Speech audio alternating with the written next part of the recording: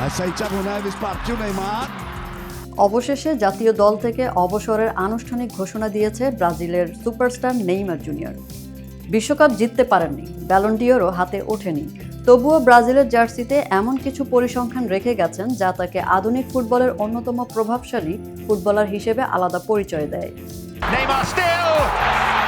That's why he's so special. ইনজুরির কারণে এবারে বিশ্বকাপে সেভাবে মাঠে নামতে পারেননি। বিশ্বকাপের পরপরই 16 বছরের আন্তর্জাতিক ক্যারিয়ারের ইতি টানলেন তিনি।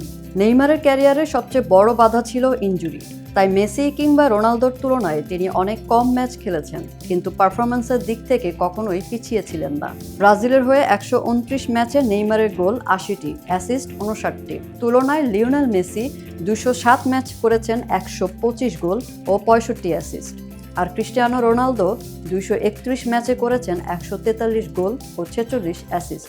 অর্থাৎ রোনালদোর তুলনায় প্রায় 100 ম্যাচ কম খেলেও নেইমারের অ্যাসিস্ট বেশি। আরও চমকপ্রদ একটি পরিসংখ্যান হলো ম্যাচ প্রতি গোল ও অ্যাসিস্টে অবদান। নেইমারের গড় 1.07, যেখানে মেসির 0.90 এবং রোনালদোর 0.81।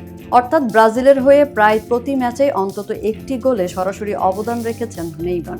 শুধু তাই নয়, বিশ্বকাপ বাছাই পর্বে নেইমার যে ম্যাচগুলো খেলেছেন তার একটিতেও ব্রাজিল হারেনি। 2013 সালে কনফেডারেশন কাপে নেইমার লিখেছিলেন নিজের অন্যতম সেরা অধ্যায়। জাভি ইনিয়েস্তাদের শক্তিশালী স্পেনকে হারিয়ে শিরোপা জেতে ব্রাজিল। পুরো টুর্নামেন্টের সেরা খেলোয়াড় হিসেবে জেতেন গোল্ডেন বল। ফুটবলীয় দক্ষতা, গতি, ড্রিবলিং আর সৃজনশীলতায় নেইমার ছিলেন এক অনন্য প্রতিভা।